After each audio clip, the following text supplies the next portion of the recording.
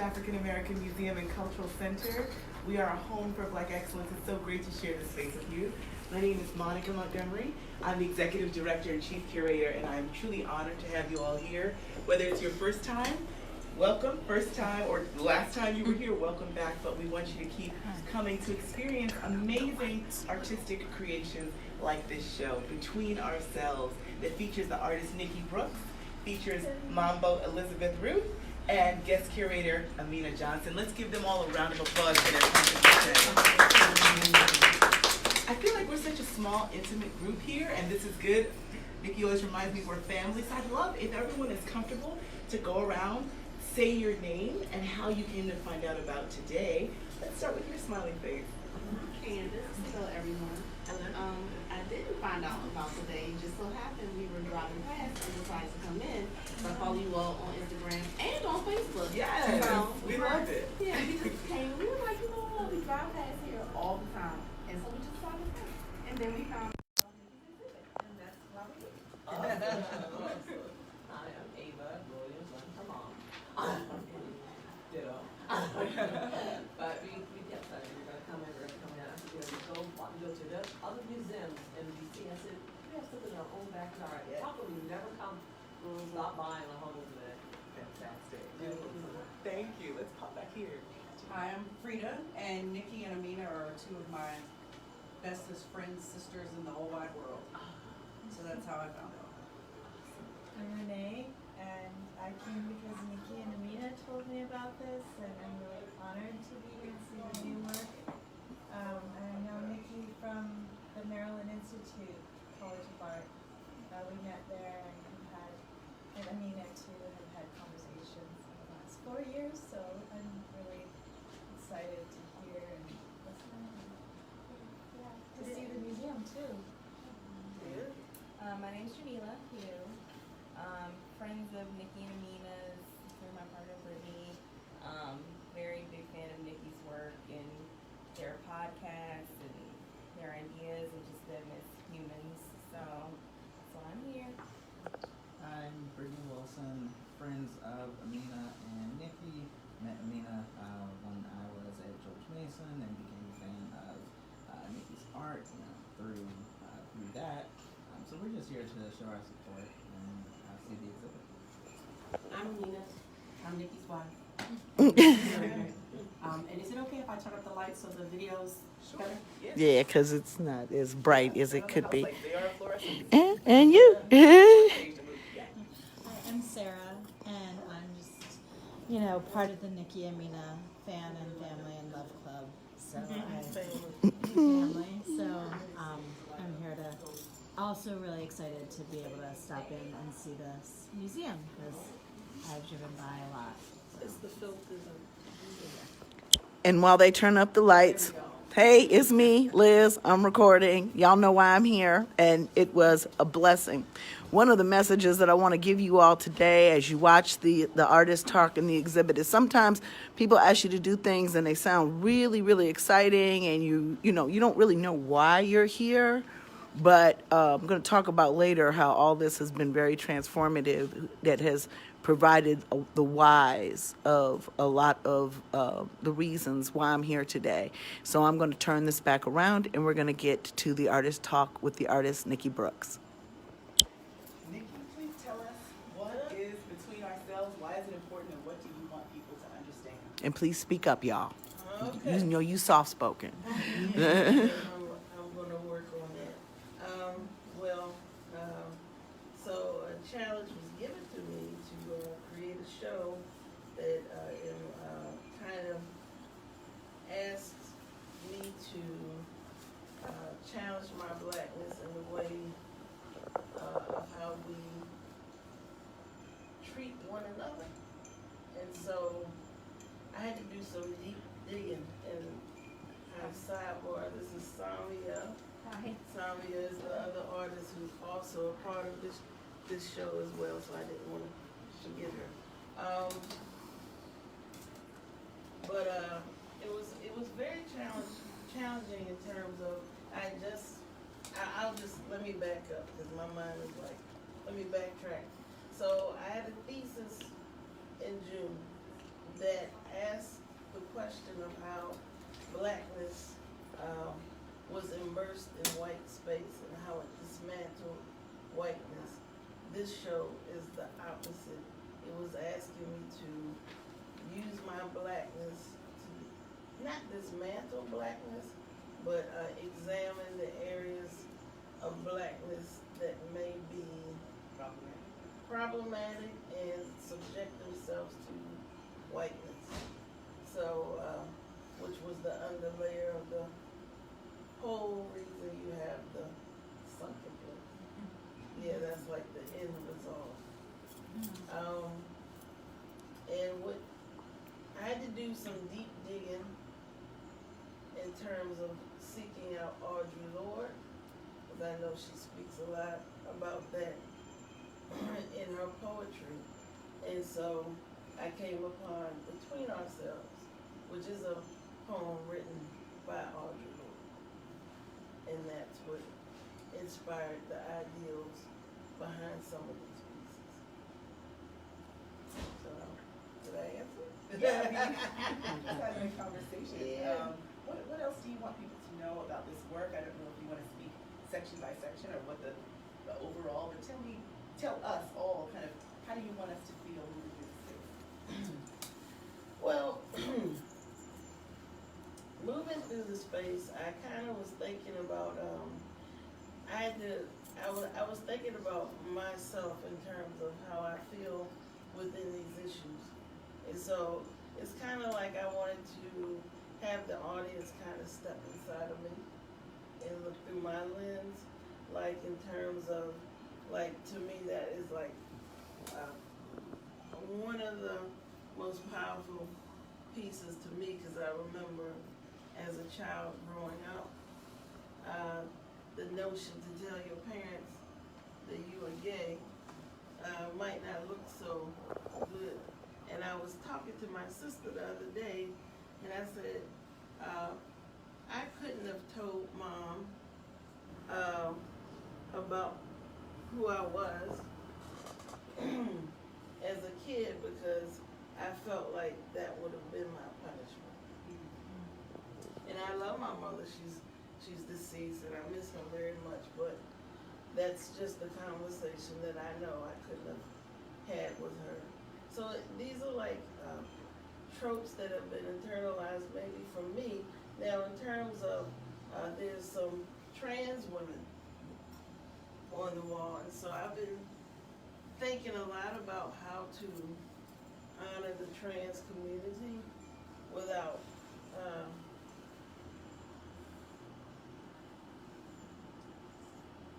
trying to reach for the word, without trying to subject, like, without trying to say I know everything, what it's like to be trans.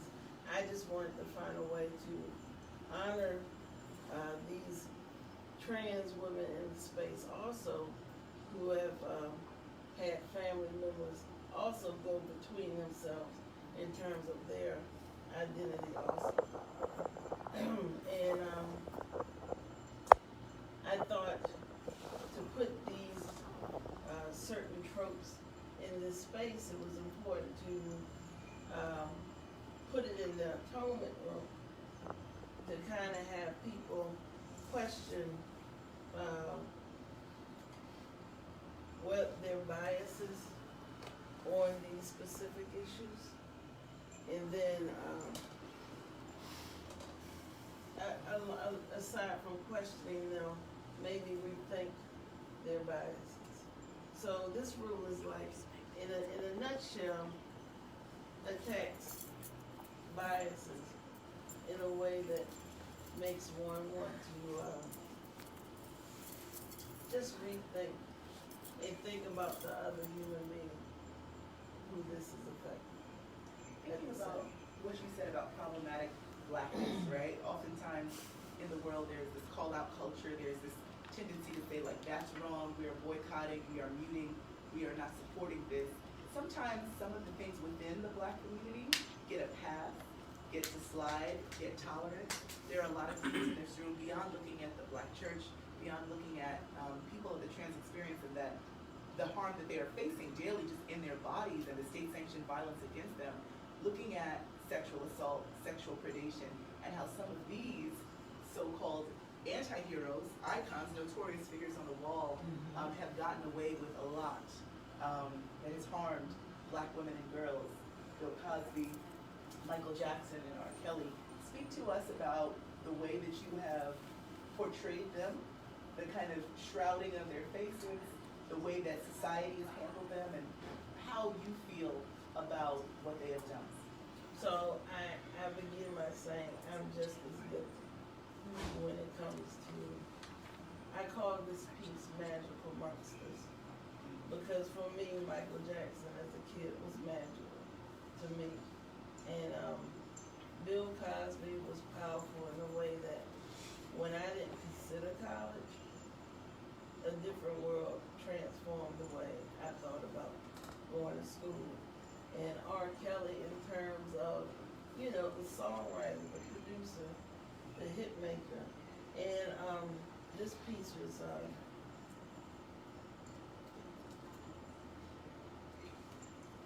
very important because I didn't want to be a hypocrite with this working and sitting here and saying I found it hard. I find it hard to do.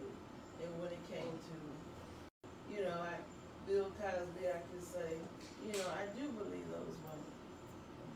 R. Kelly, you know, watching the documentary, I find it hard not to. And then personally, back in the 1990s when I would see them on TV, him sitting, I'll never forget it, 106 and Park. He's sitting there with Aaliyah. I'm looking at Aaliyah and I'm like, they got on this Tweety Bird, the same Tweety Bird shirt, and I'm looking at them like, but he looks so old. And I remember all of us in that space was like, she has got to be 14,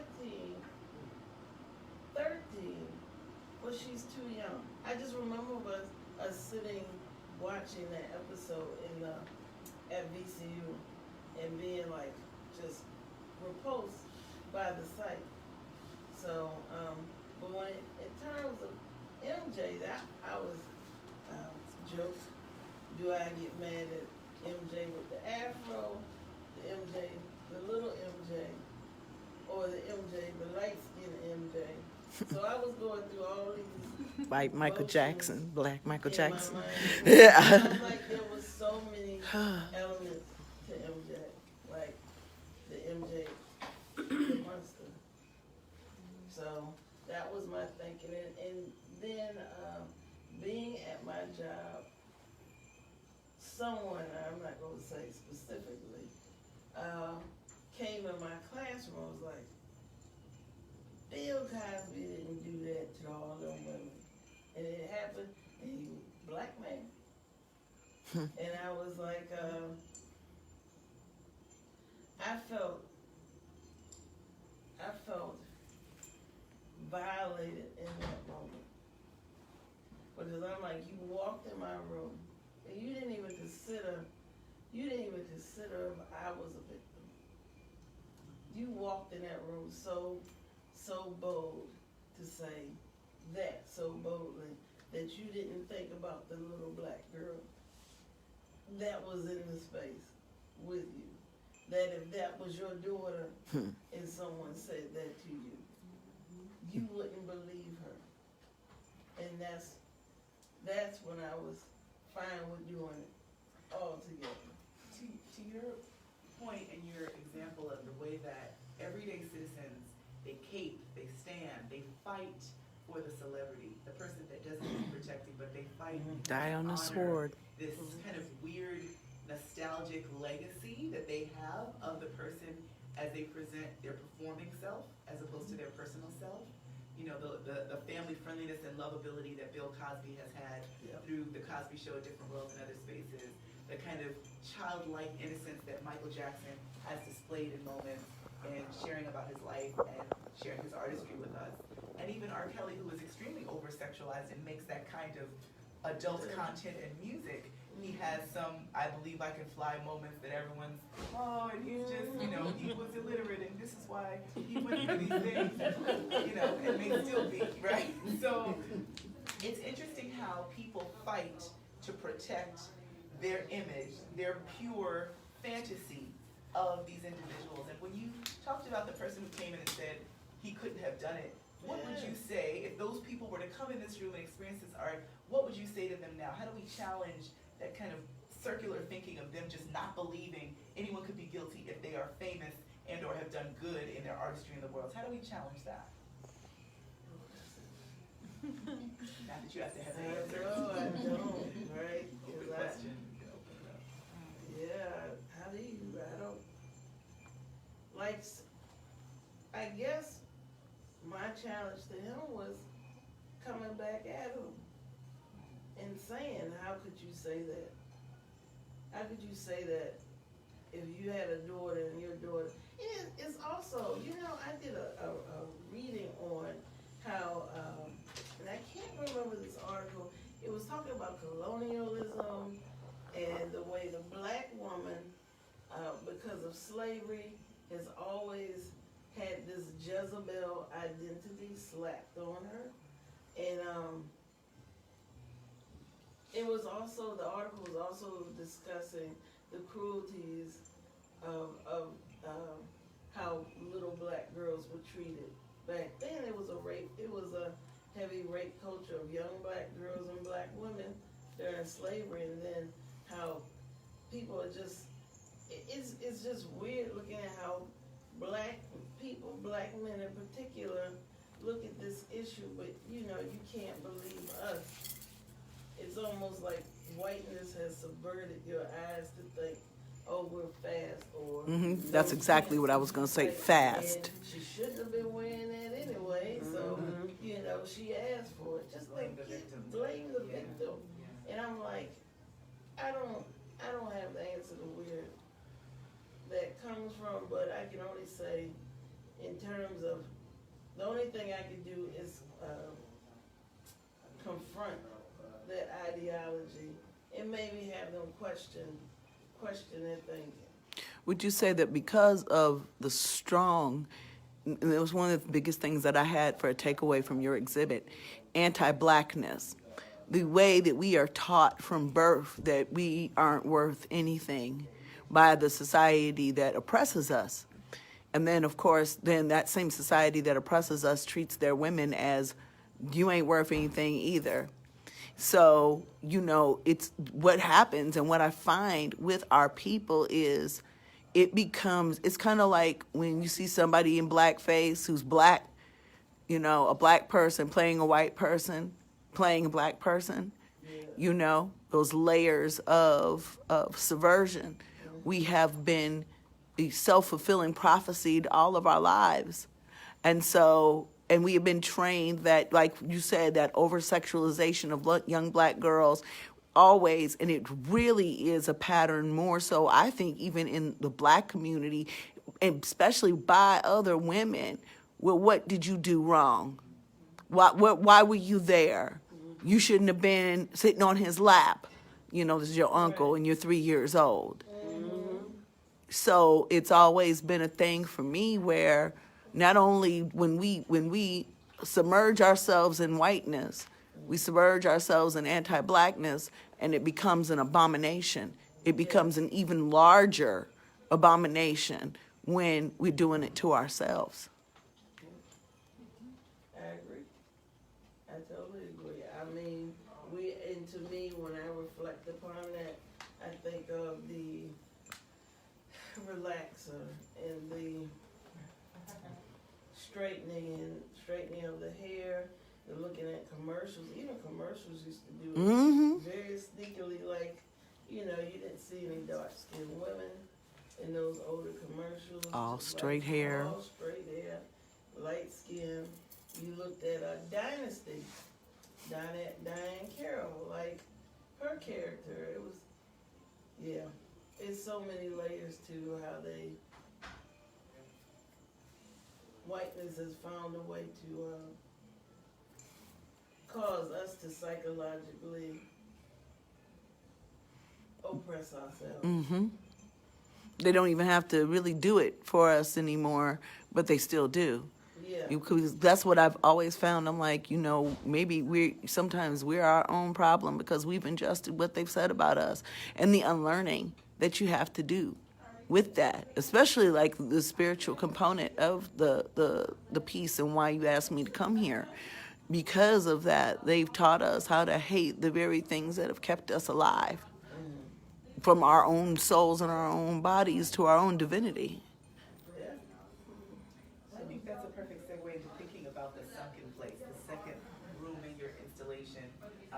You know, if you haven't seen it, please come see it as soon as you're able, and there'll be some online images and video. But right now, we're hearing the haunting music of tea being stirred in a teacup, which alludes to a movie that was called Get Out, which introduced, or rather exemplified, what a sunken place could be and look like, how white people can often brainwash, sabotage, hypnotize blackness. And steal your very body Your snatchers. essence and your soul. Yeah. So I'd love to hear you, Nikki, and you as well, Mama Ruth, riff off of the sunken place and what is happening in the installation in that space. Well, the sunken place to me is the way in which we currently, it has contemporary practices in there that we do now. And also we do have, Sami, I'm sorry, I can't pronounce your last name, so. No, it's fine, nobody can. But Samia also has a piece in there that is very powerful. It talks about the immigration, and the ways that even sometimes as us, you know, black people, we can not focus on the other issues that may be affecting the person in front of us, because we are honing in on, and I feel guilty saying it sometimes, but then when I'm working with a school whose your kids are predominantly Esau students, and you're looking at children in cages, it's just, you can't help but your heart, the human heart, kind of overtakes. And sometimes, but there's some black folk that actually separate these things.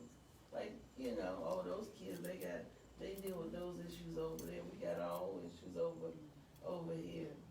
They did that with gay people as well. Yeah. That, you know, to actually suggest that the same civil rights issues that affect gay people affect black people. Black people, I used to be one of those people. When I was in the church, you get that visceral reaction. It's like, no, because you could pretend not to be gay. You can't pretend not to be black. But for anybody who knows, pretending to be something that you're not is always, your psyche is destroyed. Your whole everything is destroyed when you're in these situations pretending that we're not. But also sometimes with black folks, our shit is so deep that we're not even acknowledging what we are buried within ourselves. So then to step out of that and look at some other brown person or some other oppressed person and what they're going through, sometimes it's honestly too much. We haven't even processed what the hell we doing here and what's going on with us.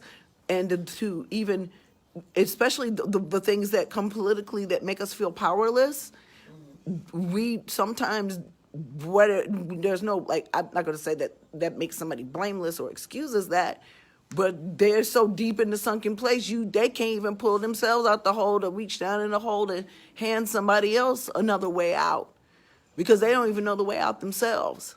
And it's not an excuse, it's just the reality. Yeah. I'm just saying, aside from that, when I think about that, and I'm working in those spaces. You have to see it with face those to face. babies, Yeah, you see it. I'm hearing the stories, like last year, a student, you know, when Trump was threatening that wall, 2 of my 5th graders was in the classroom talking about, he could build that wall, we gonna climb over it. I was like, yes, that's right. I was like, my reality They're of cutting holes in blackness, it. like, you know,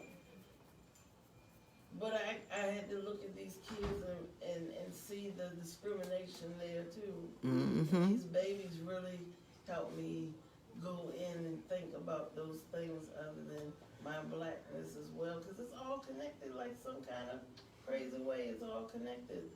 Like Oppression. and suppression of brown and black and brown people. Like when you look at I don't know, apocalypse. What's that movie that came out? Apocalypto. That was a very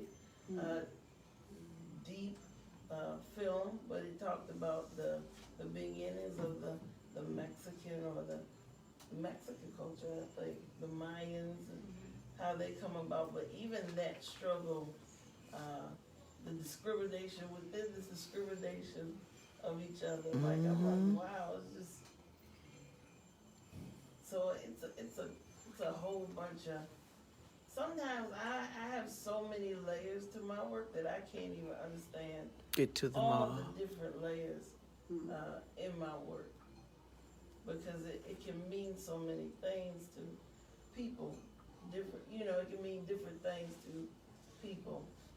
Well, if we look at your work as an onion and we're pulling out layers and extracting, and it might make us cry, and it might make us feel different ways, right? There's a lot of emotionality and triggers in this exhibit, which is why the trigger warning was put up.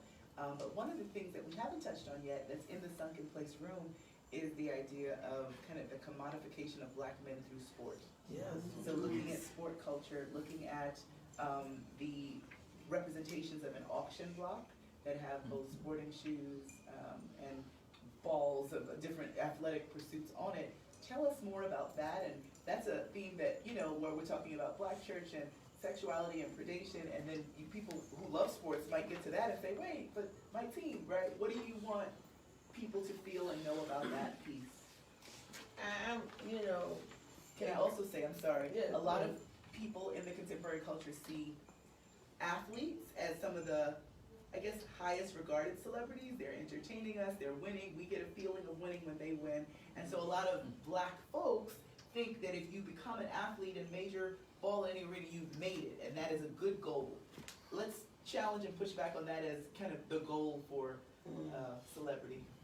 Well, that can start with my schooling at VCU.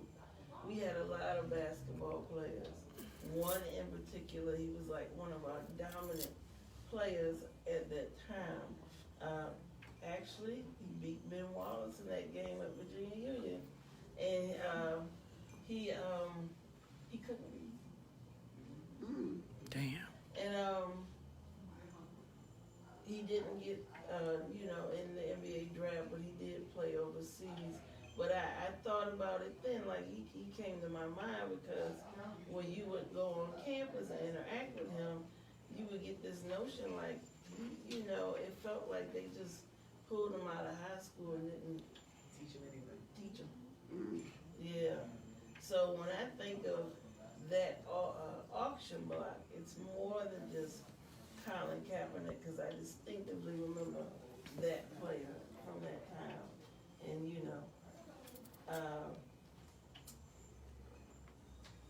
so I thought of the commodification of black men in terms of even in terms of what the parents put on their children to become this great athlete and not attack the book smarts. And my mom actually stole my dream for playing basketball, and you know what? I'm not even.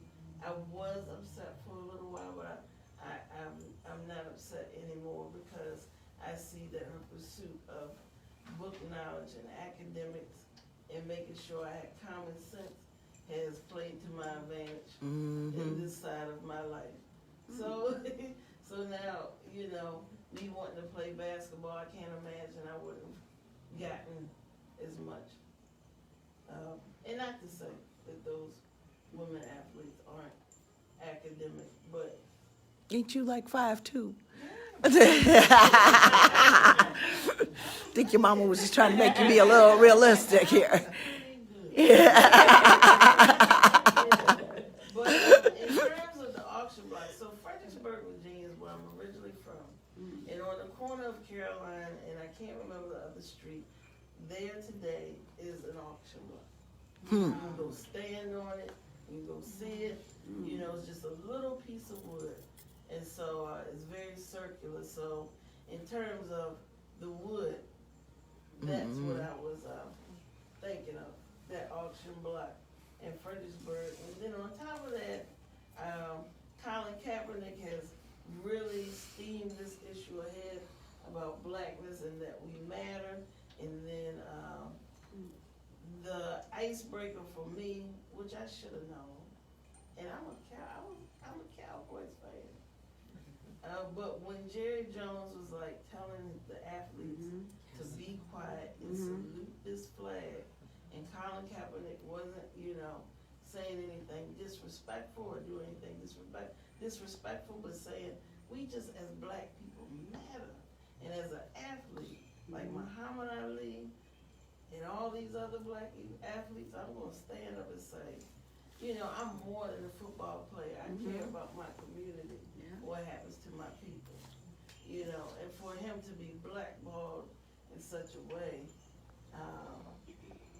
just led me to this ideal, the athletes that are like, well, man, I'm going to just shut up and play, was like you're now being complicit to the auction block and the selling and the beating of your body. Because when you don't win, the audience are not your fans for most of the week. It's like, but it's still this black man that's on this field that'll be on that field tomorrow. And it's a field. A field. I wanted to towing their body over this field, and I was like, this feels like a modern day slavery. Only he don't have on overalls, and he's not picking cotton or tobacco or slaughtering animals. He's just slaughtering himself over and over every Sunday. literally and physically. Monday, Thursday. What was really chilling to me is because I asked you yesterday about some of these clips and the things that you got. That whole sequence with Muhammad Ali, when they were, most of the time when somebody is being weighed in or something like that for a fight, they weigh you in, maybe a physical is done in private. But they literally, in that clip, dehumanized him, had him, well, the first thing the white man was showing him how to bow and do the push-ups, and then Muhammad Ali was like, didn't want to do it at first, but then when he did it, he displayed this, I am still stronger, bigger, smarter, better than you. And everything that they tried to do to dehumanize him, I was still even shocked because it was Muhammad Ali that he even let them go as far as they did. But all of their efforts of dehumanization, he was like, when he tried to go in his pants to see how big his penis was, he was like, no, you're not going to go in my pants to look at me like that. And he defied them every single time, but it was still even that having to do that act of defiance. And where did you find, all my years of looking at Muhammad Ali clips, I'd never seen that. That was, woo, girl, where you find that? I'm standing there with my mouth hanging open.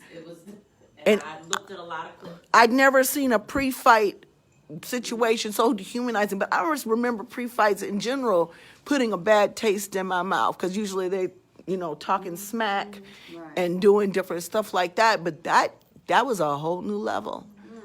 That was like, wow. It kind of took me by surprise when I was watching it in space, and that's the thing. It's like music, like you don't hear something new every time. But even in terms of that, I caught a glimpse of the man doing that to his face. He was like, woo. Right. And it was just like, and he tried it again. Yeah. It wasn't like he tried to do it one time. The man's face. That's why I like the silence of the video. The man was like still chuckling and laughing. Like I'm supposed to be able to do this to you. Right. Buffoonery, like, Yeah, because basically he was like, here, go up and down and bow to me. And at first Muhammad Ali was like, let me show you how I'm your superior in all things, even in that gesture. Yeah. So that was like, but it was still like, man, he went through that. He did that. So with black folks in sport, and speaking about Kaepernick, who took a stand, right, decided to kneel until he was let go, right, and now I think there's been some mixing of messages with people who are like, I'm still going to watch my games, I'm not boycotting the NFL. People who boycott the NFL and people who were petitioning for him to get another contract when really that wasn't the point, right? That he was standing against state-sanctioned black violence and black bodies being harmed and using his platform to do so. And then now to kind of allude to another theme in your show. They have brought in capitalist Jay-Z for optics and other reasons to rally for social justice. He's pulled in Meek Mill and other young impressionable folks to say, oh, this is the new face of social justice, but social justice doesn't have to mean we stop doing business. And he's going on record as saying, yeah, we kneeled and we marched, but now it's time to get back to business, giving the NFL a new image, knowing that the influence he brings with him will challenge Kaepernick supporters and all that kind of inspired. And so tell me, you have an image of Jay-Z looking very Step and Fetch It-ish. Tell me more on those images and the sunken placeness of it all. The watermelon boy of capitalism. And Jay-Z has never not denied that he was about capitalism and making money. So I'm not mad at him about that. But what does bother me is, if we were to talk about, now that we're in the sucker place, I see it as a slave house, you know. You have your field Negroes, and you have your house Negroes. He's Bahama House and Negro. You have the keepers of the Negroes, and Jay-Z has just stepped into that role. So let me keep them together. You know, we'll do it by, introducing our music in the space, but not really addressing the problem. That this whole house is a problem, that we're in it. And so that is why he's looking like the watermelon boy, because that trope at the time, I'm not well versed with it, but was a way to, again, dehumanize the black or make them subservient, and unknowledgeable servant to whiteness, if that makes sense. It's it's a bigger crime because he knows better, or he should. Yeah. And so at the time, it's sad and angry at the same time with Step and Fetch It. Step and Fetch It was very smart, but he knew this was the way he had to survive and eat. But he also sacrificed his Dignity. not image, but Dignity. Not soul, but Dignity. dignity. Yeah, to do this, participate in this buffoonery. And that's what I think of Jay-Z. Giving the good music and, sure, we can do all that and try to play Kumbaya, but there is Kaepernick, who was a profound athlete. All he said was, I want to be able to be a football player and speak my mind and take care of my community at the same time without being punished for it. Yeah, and that's what they did. They blackballed him. Well, that's the thing. We've seen integration doesn't really work, and then for somebody like Jay-Z to come in and be like, well, we're gonna be part of it. Being part of it is not gonna stop it. We've already seen that through decades of integration. Just because we are educated in the same places, move in the same neighborhoods, do all the same things, straighten our hair, do whatever we do to fit in and push down who we really are, which creates a certain amount of schizophrenia and other mental illnesses within us. It doesn't change it. It's still the same. It's 2019, but in a lot of ways it still feels like 1919. So jumping in and joining the boat, that solution he offered doesn't wash with me and a lot of black people. Which then leads to our house on fire. And Ben, the long jacket. Welcome. Which comes into Ben, the long jockey. Notice I was telling Amina was like, do you want to put something in like the long jockey has the lantern. I grew up in the South, in Virginia, if you saw a black long jockey in the yard, that meant that you could not come on that white person's property, period. My grandmother used to clean houses. I remember as a little girl, as we were working, honey, I remember image came to my mind because there was a white woman's house she used to go clean. In her front yard, there was a black-faced lawn jockey. And I remember as I was working on the show, how my fingers I used to go past that thing and never think about what it meant.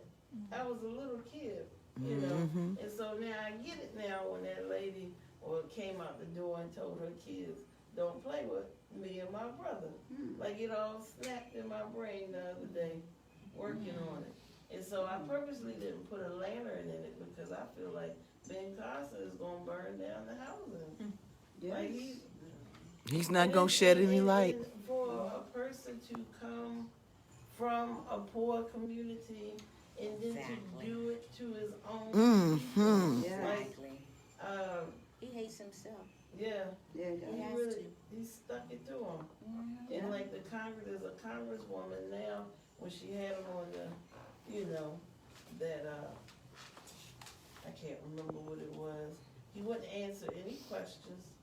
She was asking him, what are you going to do about this particular housing community that was about to be foreclosed upon? These people weren't going to have anywhere to go. He didn't act like he wanted to answer that question, and he didn't care. He doesn't. He didn't care. He doesn't care. He only got appointed because the word urban was in his title.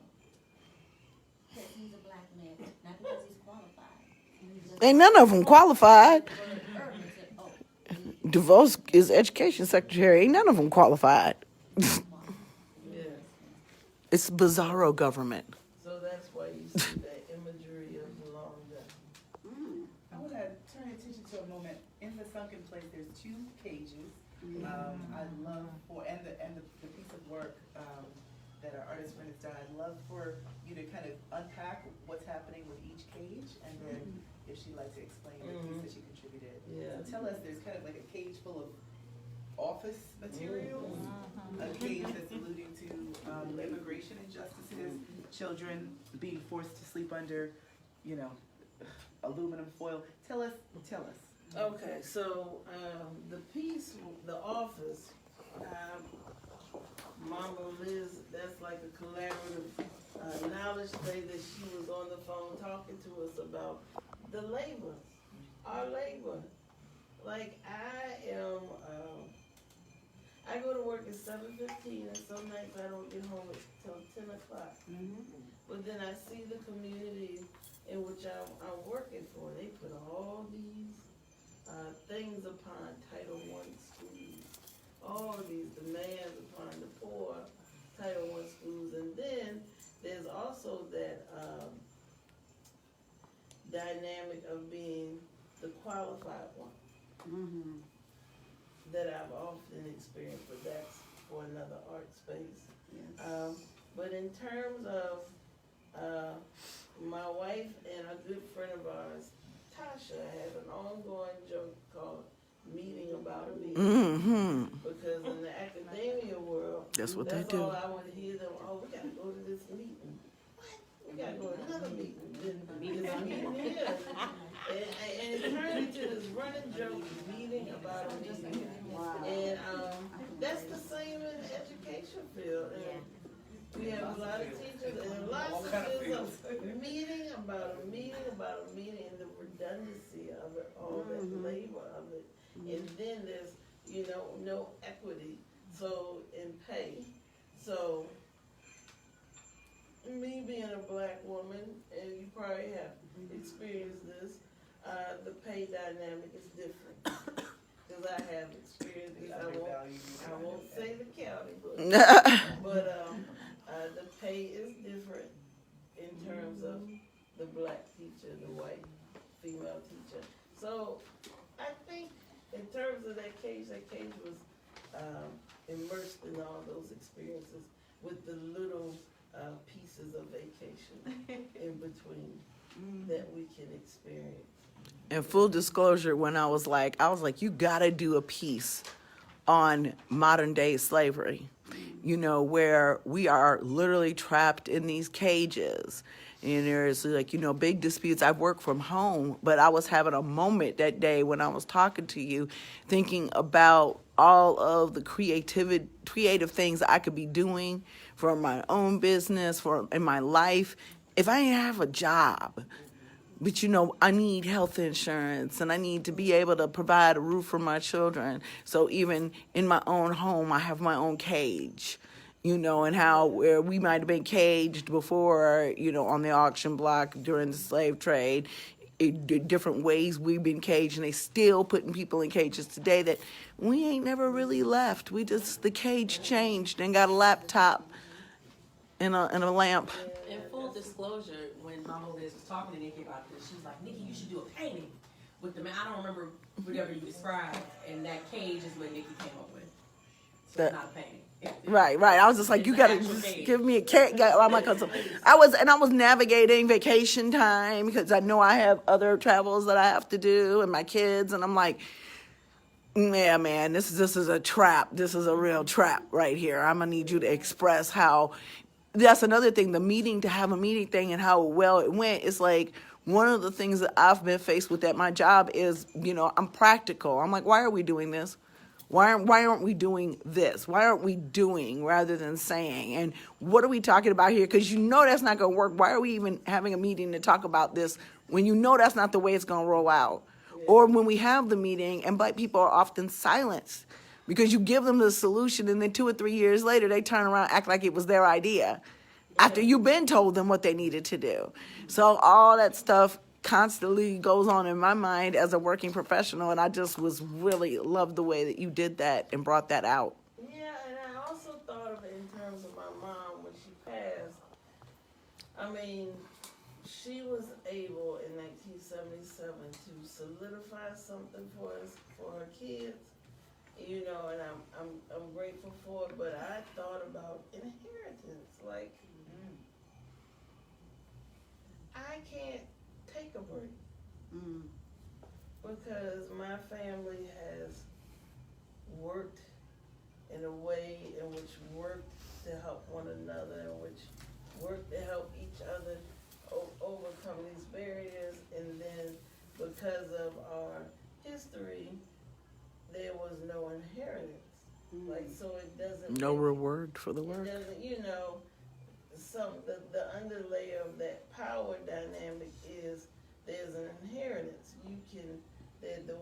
The whiteness can dig into an inheritance and say my great-great-grandfather, if not even close, but there was more opportunities given in a way that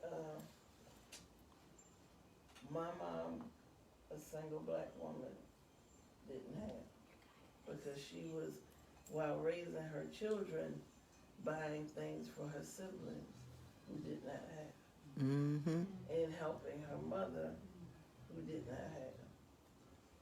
And so even thinking about that, the sunken placeness of the corporate rat race, the nonprofit rat race, the educational rat race, the fact that we are almost on a hamster wheel where we cannot stop working, we can't afford to live, to take a big picture view, to take a sabbatical. It's a rare opportunity that's afforded only to some in academia.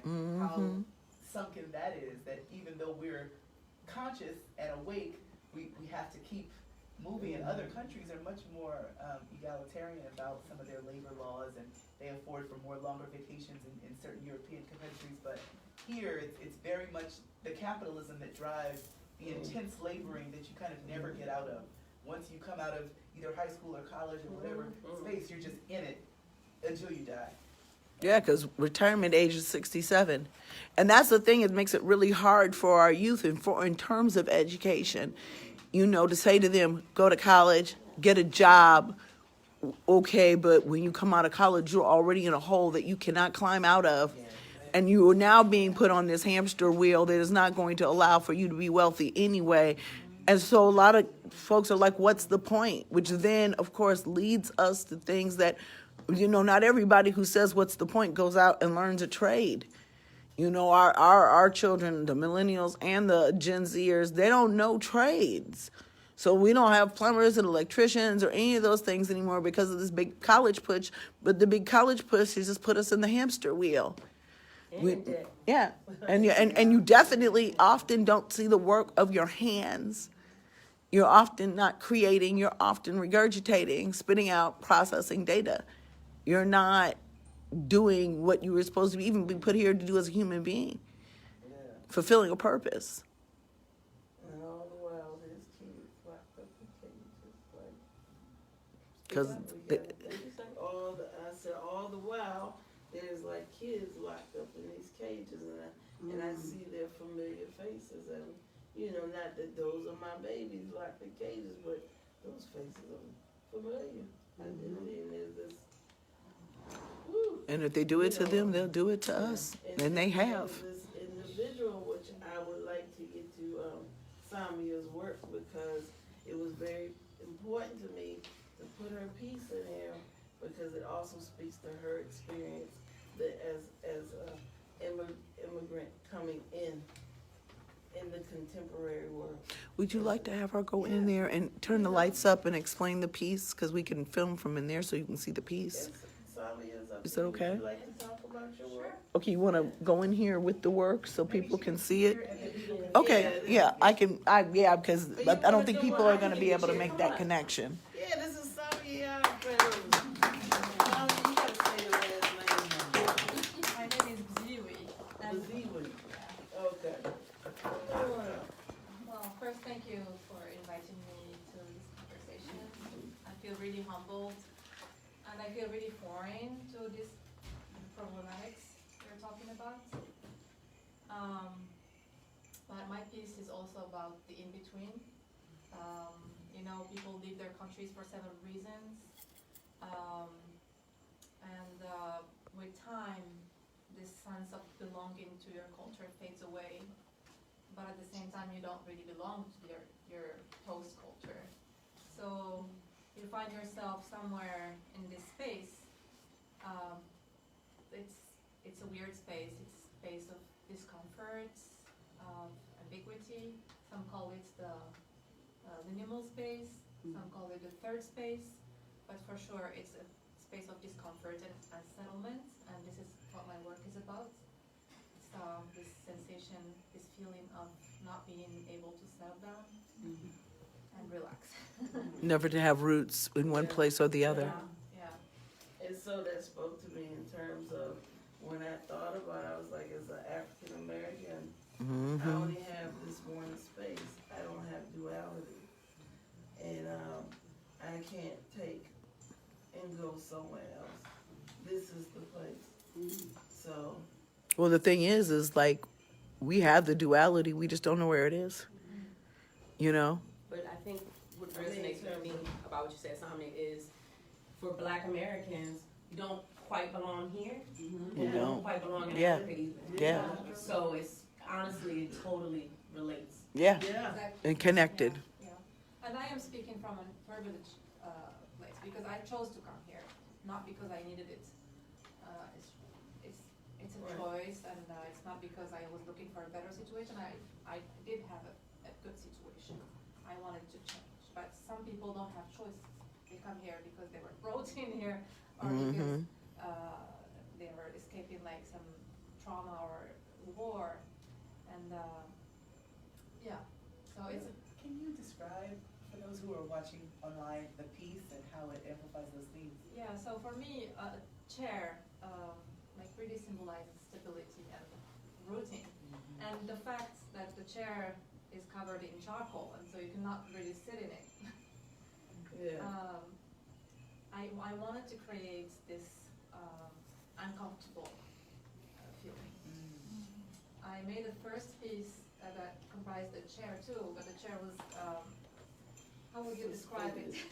It was not, it was leaning, so you could not sit either. And this is the second chair I'm making with the same narrative. And charcoal is intense, it's staining, it's sad. So I found it very interesting to work with for this piece. And I'll post a picture of that chair in the comments so people can see the piece we're talking about. And if you guys look back to the past videos that I've made of the exhibit, it may be in there as well. But it's on blue, right? Can you talk about the blue that it's on? Yeah, the and then blue is the new coat horizon. hanger? The blue is the new horizon. So you come here and you're willing to settle down and to find like you're in a quest of peace and stability, but yet you can't really find it. And the coat hanger? The coat hanger like is here to show the idea of having one foot in the other world and the other foot on the horizon. And I have so many ideas. I like the, so originally, Samia's piece had traditional. Yeah, the original piece had a traditional clothing with some blood. Blood is intense because it can allude to war or trauma or like culture, and I found it a little bit maybe too intense. People were getting the wrong message with blood, so I decided to take it off the piece. And I kind of like the piece. Yeah, I was waiting for it to come back to the piece because it was important. Yeah, but I also like the emptiness of the coat. Because, you know, when you think about a coat hanger, it's where you put, because you're home. Yeah, And that. Yeah. you know, place to hang your hat.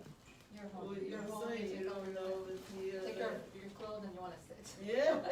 And you can't do either. And Nikki, can you speak about how your pieces are in conversation with the page you have, which I believe is alluding to, you know, immigrants who are looking across the border who are detained by ICE, with the chair you have where you're speaking about the privilege of immigrating but never quite having comfort in either space.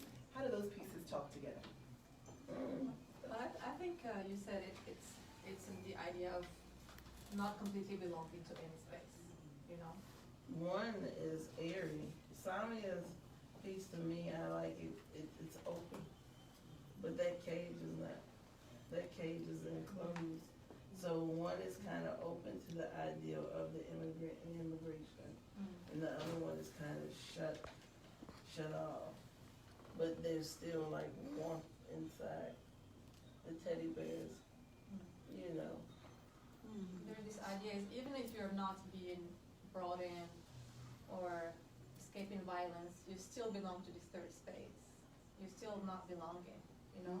Right. And for me, it is impossible now to go back to my country, personally, because there are some, the culture and the mentality is not going towards a place that I'm comfortable with. But I really don't belong here either. There is a language, there is this very violent capitalism that I really have a hard time with. So who am I? Where do I belong? Right. Mm-hmm. You know? And we just kind of were generated through that cycle originally. Yeah. So we're just here. Mm-hmm. Yeah. Trying to make a place. Yeah. There are so many layers. I meet sometimes like Africans who came from Africa recently, and they don't feel like they belong to the black community because they feel rejected. At the same time, they don't want to go back, and you know, there are so many stories that can be told using these kind of pieces of art. Yeah.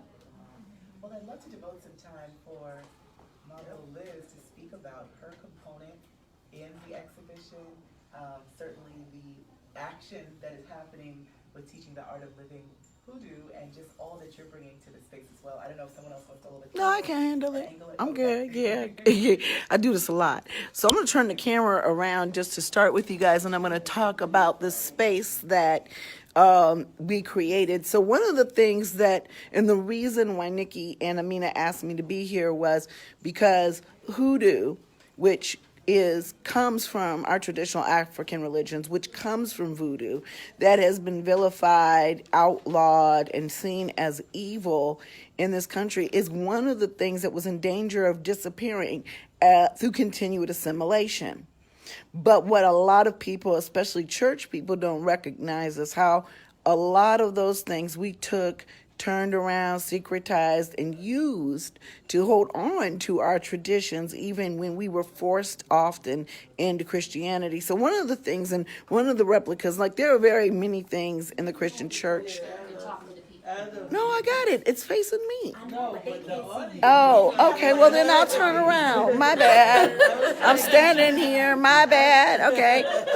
Y'all saw my face. Y'all hear my voice. Anyways, so one of the things that people don't seem to realize is that there are direct, distinct things that are in the black church, which the black church are known for: catching the Holy Ghost, being possessed by a spirit, being fully immersed and baptized, because we don't sprinkle in black churches. We get immersed and baptized.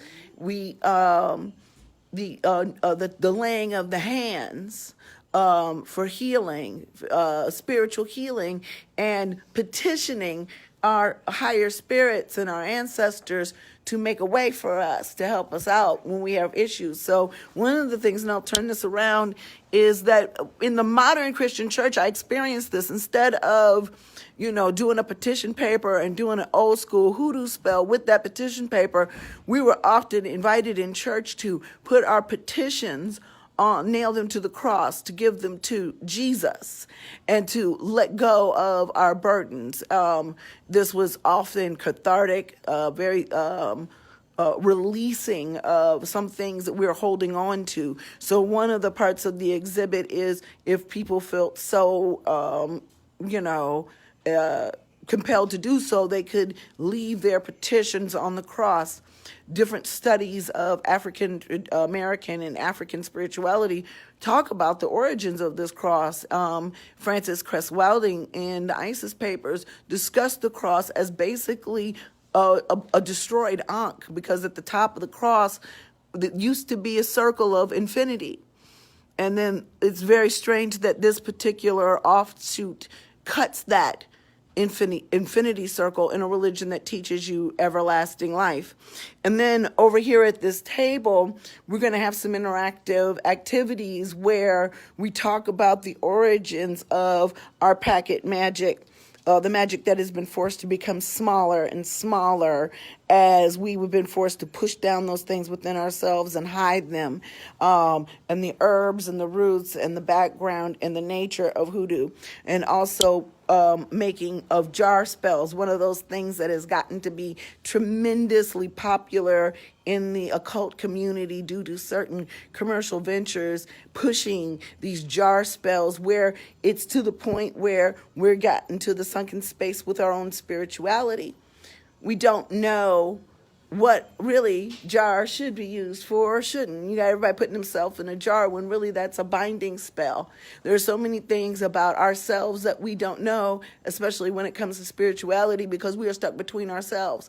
Often when people decide that they're no longer going to be in the church, or they are still in the church but they start to adapt these African spiritualities, there's this duality of still trying to honor a religion that really wasn't made for us. It was used to oppress us. It has caused many traumas and dysfunctions in our community with coming back home, but we don't really know what home is because we weren't given home. So home got lost, and having to redig and re-ask those questions and find out, well, what would our ancestors do instead of what would Jesus do? So that's my part of the exhibit.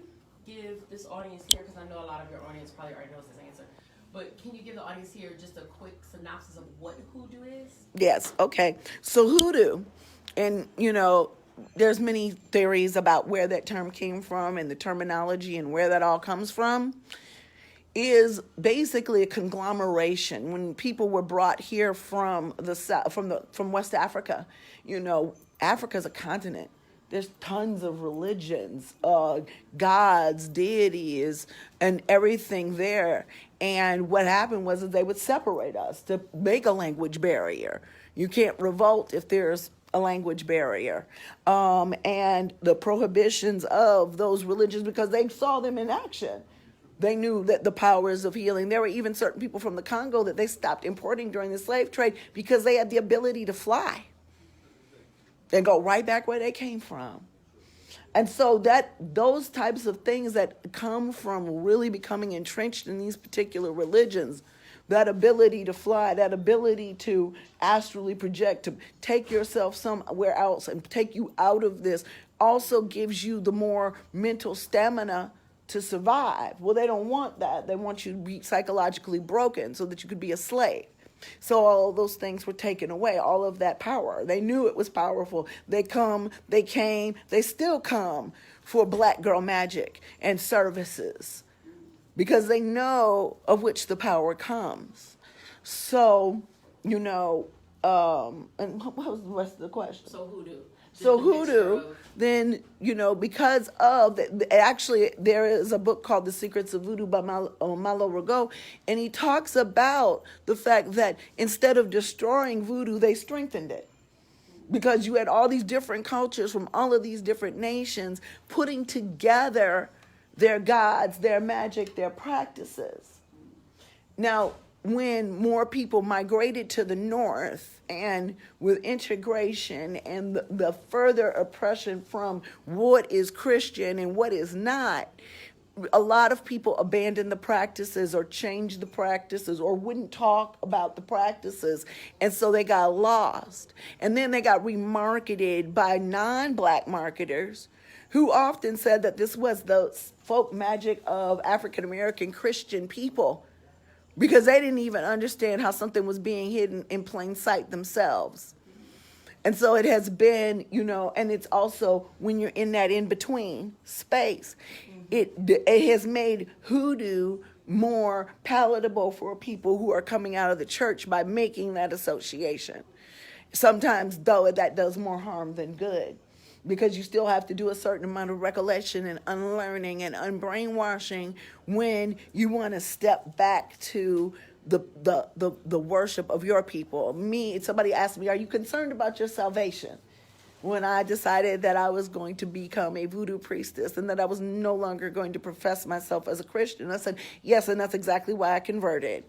Because I'm not going to worship a 2,000-year-old God where there are no archaeological or historical records outside of some book that some fellas decided they were going to get up and make up 300 years after he died. That I was going to get back to my source. I was going to get back to my creator by any means necessary, and the church wasn't going to do that for me. So I was very much concerned about my salvation when I made my conversion. So people think that because you're not worshiping what they believe is the one true God, and no other religions say that except for Abrahamic religions. There's not a single other religion that tells you that you're going to go to hell if you don't accept somebody as your savior. And in many of these religions, there is no hell. So, I had to just look at the politics, the pressure, and the basic untruth of it all to get from that very uncomfortable in-between stage. Because my mama used to tell me, if you don't stand for something, you'll fall for anything. So, and faith is very much something that should be very important. No matter what your faith is, you should be able to stand on it. And, I can't stand on sinking sand. I got to stand on solid rock. So that was my decision. And so that's why I'm here. And so for the folks here tonight and anybody in the DMV, at 6 o'clock tonight from 6 to 9, Mambo Liz will be doing a workshop. Living Art of Hoodoo is $15. You can make a mojo bag. She can teach you how to do a jar spell. You can have a more in-depth explanation of how to make a petition. She also has things for sale in the gift shop, and there are other lovely things out there in the gift shop as well. We only have like a few minutes, I guess. Questions from the audience? I just bought us about 15 more minutes. So. Oh, you bought us 15 minutes? Well, you the boss. You can do that. So, any questions? People that want to reflect on the show, now's a good time. When you talk about, our entertainers, our black entertainers, being in a sunken place, what do you think where Kanye West is? How does he fit into all of this? Oh, goodness. He down there in the bottom with him too. Kanye was originally supposed to be in the show. I want to hear Nikki's view. supposed to be in this space. Yeah. There was a piece that I did in my thesis show called Tibu Tip. What was it called again? Tibu Tip. Timbu Tip? Tibu Tip. Because Tibu Tip was known to be a seller of slaves. And he was African. But as I was researching it,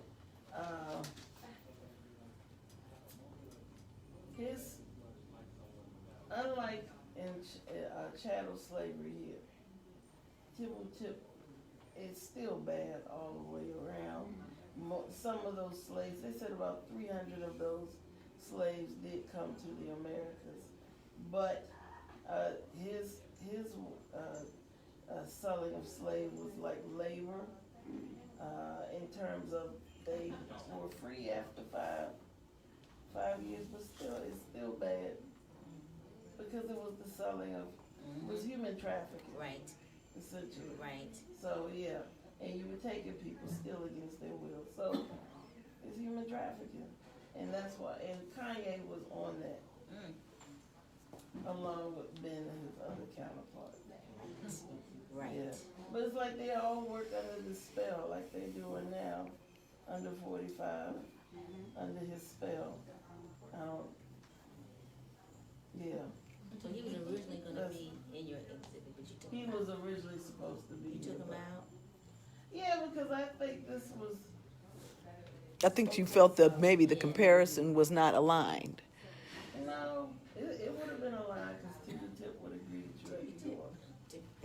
Because I mean, he's a statue. Like, Oh, okay. Yeah. It was in Yeah. that show in June. Okay. Yeah. Yeah. So, and yeah, that's all I got. You got one? I just wanted to say how grateful, well, first of all, I love all your work all the time. It does things to make me very emotional, but the sports aspect of the one that you have here is, I'm so grateful that you did that, and I'm really hoping I get a chance for Christopher and Anthony, that you know very well, to see it, because they're, my sons are out of the, I'm gonna be in the NFL type of mindset, but these boys and a lot of their friends are in that mindset, and I've just said for so long, it's just modern day slavery with them. And then the way they're treated, I'll never forget this year in April, Anthony, who is 17, young black man in America, was playing in a 7-on-7 football tournament. It was flag football, it was a bunch of teams, they're out there, they're supposed to be having fun and just doing it for the day. And one of the players on the opposing team called my grandson a nigger. Wow. In this arena. And when I mentioned it to his coach said, I know exactly who did that, and I'll address it, it won't be tolerated. And I drove my car away because I had all the kids in the car with me, but I thought to myself, that was utter bullshit, because if you know who it is, he's done it before. Yeah, why is he still here? Right. And he was back on the field the next day playing. Oh, okay. The very next day. And my grandson wasn't the only child that got called a nigger that day. And I'm like, it's 2019.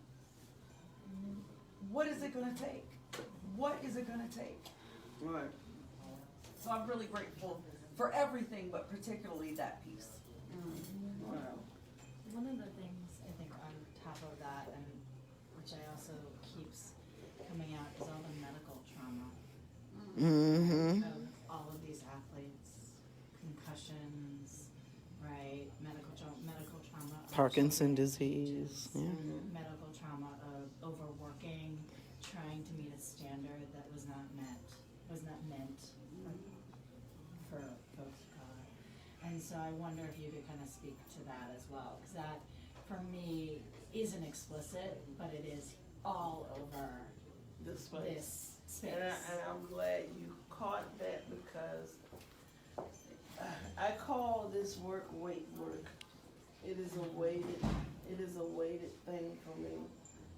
Most of the pieces that you've seen, Sarah, a lot of my work has been a lot of emotional driven pieces, but it is a heavy weight to bear, to say something that you have to keep repetitively saying over and over again. And so I'm glad you caught the layer of trauma in all of this, because it is a traumatizing thing. This was an experience, let alone an exhibition. Like, I wanted this to be an experience, and I'm truly happy you said that, because you feel the weight. Yes. And that's ultimately what I want audience to get, especially our people, the weight. Like, this is weight. Yes. Like, because I'm not, the Me Too movement, I see a lot of, white people, I believe her. But when I have to argue with relatives, Mm-hmm. and friends, all these people that look like me, and the most shocking was a relative that was who has been a victim in their lifetime. Say, I don't believe he did that to all those women. And that was Bill Cosby. I was like, I didn't know what to say. I was like, you shared a story with me, with mama, and then with I don't know if grandma would hush, but it was like, it's this hush mentality. We ain't do that, and it happens all the time, or oh, he's been like that for years. That, and then for you to, it's like really psychologically crazy to me. Even what we as black women swallow, we don't think we have experienced it. Like, and I'm coming from a personal place. Like, Well, we're often in the place where, especially where our icons are concerned, we are taught. We don't tell our dirty laundry. We keep everything, what goes in our house is our business, which is an accounting for a lot of people being scared to tell. For me, with Bill Cosby and with R. Kelly, it was a no-brainer for me. Michael Jackson had always been and still is, and that admitting that within yourself, that this is, and it's not about the magic. It's about the pattern in which it was set up, Oh, I'm sorry. It was about the pattern in which it was set up, about, these parents bringing their children to him, the thing that they were doing, these civil lawsuits and everything, then all of a sudden got pushed over the rug because, for me, it's like I'm thinking about how black men are treated in this country. I'm like, if he really did it, he'd been meeting the same fate that these two. And even though it took a while, maybe they just didn't get to him in time. But for me, that has always been, and I feel like the same thing. I feel like a little complicit, because when a child comes and tells you that somebody's been touching them, you got to believe them. You got to believe them immediately. You can't stop and say, what if? But for me as a black American, that particular case has always been problematic for me, because I'm never going to tell any one of those young kids that said he did that he did it.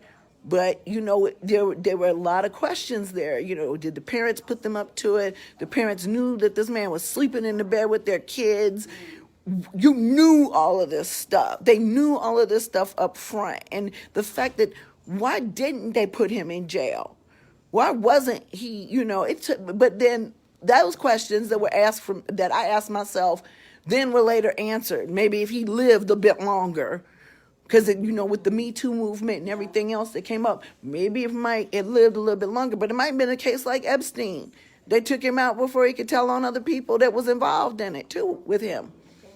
It could have been so many bigger things, but that was one of the things. But always, and that was the watershed moment for me as a black woman, to be like, you know what? Yeah, we hold these people to high esteem. We love them. They've meant everything to us. But it went hard for me for Bill Cosby, because he was dragging us in the trash every time he got a chance. And I'm from Chicago. We knew R. Kelly was a young monger whore.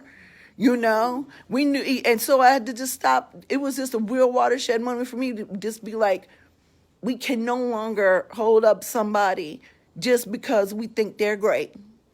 And I did all this stuff in space to say, I am not perfect. Right. I am guilty. So Of these it's same almost like, complicities. you know, even, and, but then that to me just the faces of the icons, because that's what they are.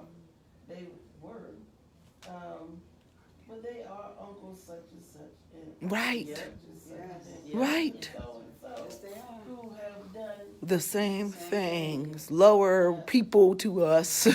But to make it make sense to the audience, if you see these, you know, You get it. you put them up. Speaking of that, can you talk about the sound that you use? Because I know that Yeah, we need to get out of here, and there's some people that actually haven't seen the exhibit. Yeah. So I'd like us to be able to let them Yeah. walk through it. before So we go. initially, there is a sound piece in this space that kind of ties everything in this room together. And it was intentional. I wanted to, the intentionality behind it was to immerse people, because I do play with sound. And I want people to be immersed with the experience and the voices of victims, and also pride and trans joy, and also, and I'm so sad, you know, I didn't get to touch on this, but trans lives that are relevant. Black bodies, because they're getting killed every day. Like somebody is being harmed every day, and I did this in a way that, you know, because biases don't see change as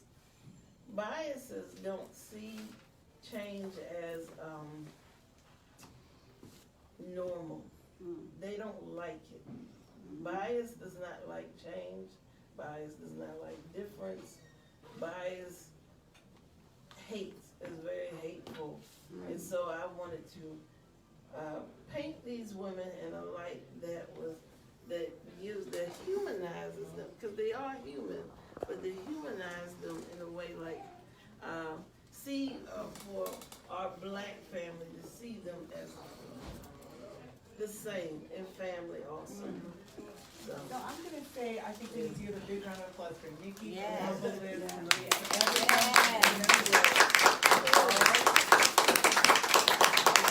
For those of you seeing it, I want to thank you for coming to the Prince George's African American Museum and Cultural Center.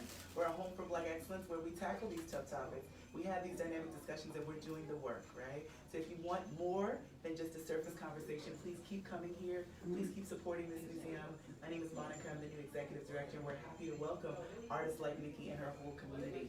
We'll have another 15 minutes that you can speak with Nikki, view the exhibit, and then we have to turn the space around for a space rental. But stay tuned also for the 6 p.m. Art of Living Hoodoo. And thank you so much. There's refreshments